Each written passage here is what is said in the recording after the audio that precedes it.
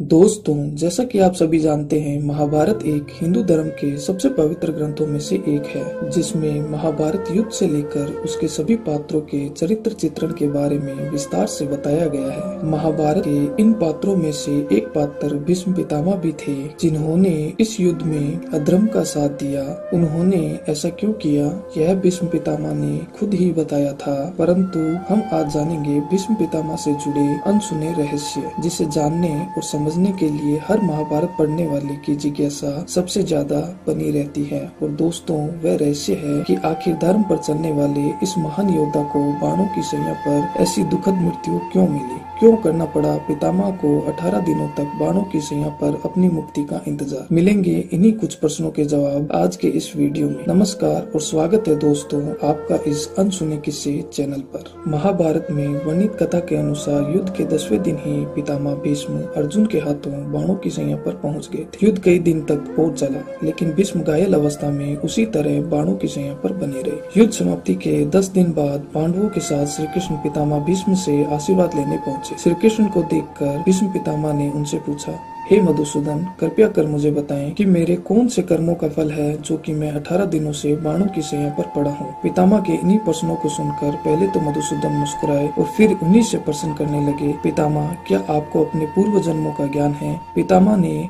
उत्तर दिया, हाँ है मधुसूदन। हे मधुसूदन, मुझे अपने पिछले 100 पूर्व जन्मों का ज्ञान है और मैं ये भी जानता हूँ कि मैंने इन 100 जन्मों में किसी का अहित नहीं किया। यह सुनकर श्री कृष्ण फिर मुस्कुराए, फिर बोले कि पितामह, आपने सही कहा कि आपने इन 100 जन्मों में कभी किसी को कष्ट नहीं दिया, लेकिन 101वें पूर्व जन्म में, जो कि आपको याद नहीं है, इस जन्म की तरह उस जन्म में भी आप एक राजवंश में ही जन्म लिया था। उस जन्म में जब आप युवराज थे, तब एक बार शिकार खेलकर जंगल से निकल रहे थे, तभी आपके घोड़े के अगर भाग पर एक करकेटा वृक्ष से नीचे आकर आपके घोड़े पर गिर गया। आपने उसे बाण से उठाकर घोड़े के पीछे फेंक दिया। वह कांटेदार झाड़ी में जाकर गिर गया, जिस वजह से कांटेदार झाड़ी के कांटे उसकी पीठ में फंस गए थे, जिसके बाद करकेटा जितना निकलने की कोशिश करता, उतना और अधिक कांटे उसकी पीठ में फंस जाते। इस प्रकार करकेटा 18 दिनों तक तड़पता रहा और ईश्वर से यही प्रार्थना करता रहा, जिस तरह मैं तड़प तड़प कर मृत्यु को प्राप्त हुआ हूँ, ठीक ऐसी ही मृत्यु मुझे इस हाल में पहुँचाने वाले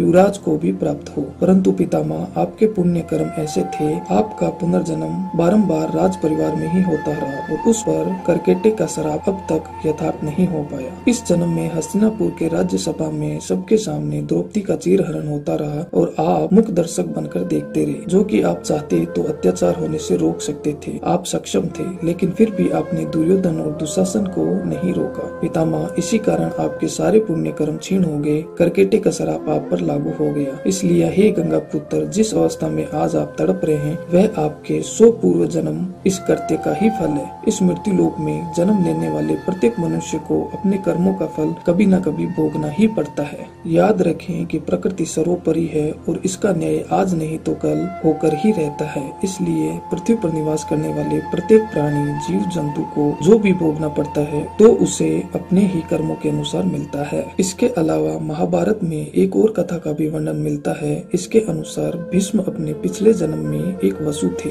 इन 8 वसु भाइयों में से एक थे। ग्यू नामक वसु ने एक बार वशिष्ठ ऋषि की कामधेनु गाय चुरा ली थी, जिससे क्रोधित होकर वशिष्ठ ऋषि ने इन 8 वसुओं को मनुष्य योनि में जन्म लेने का श्राप दे दिया था। ऋषि के श्राप से घबराकर वसु ने महर्षि वशिष्ठ से क्षमा के लिए प्रार्थना की, जिस पर महर्षि वशिष्ठ ने कहा कि ग्यू को छोड़कर सारे अन्य वसुओं को मनुष्य योनि में जन्म लेने के तुरंत बाद ही श्राप से मुक्ति मिल जाएगी। ग्यू को अपनी करनी का फल जीवन भर भोगना ही होगा। इसी ग्यू ने अपने अगले जन्म में गंगा की कोख से देवव्रत के रूप में जन्म लिया और देवव्रत ही आगे चलकर अपनी भीष्म प्रतिज्ञा के लिए भीष्म कहलाए। दोस्तों, ऐसा भी माना जाता है कि प्रतिज्ञा लेने के बाद भीष्म ने हस्तिनापुर की गद्दी पर कुरु वंश का शासन बरकरार रखने के लिए कई तरह के अपराध किए थे, जो कि शासन के लिए तो आवश्यक थे, परंतु धर्मपरायण भीष्म पितामह के चरित्र के अनुरूप कदापि नहीं थे। उदाहरण के तौर पर सत्यवती के कहने पर ही भीष्म ने काशी नरेश की 3 पुत्रियों अम्बा, अम्बालिका, अंबिका का अपहरण किया था।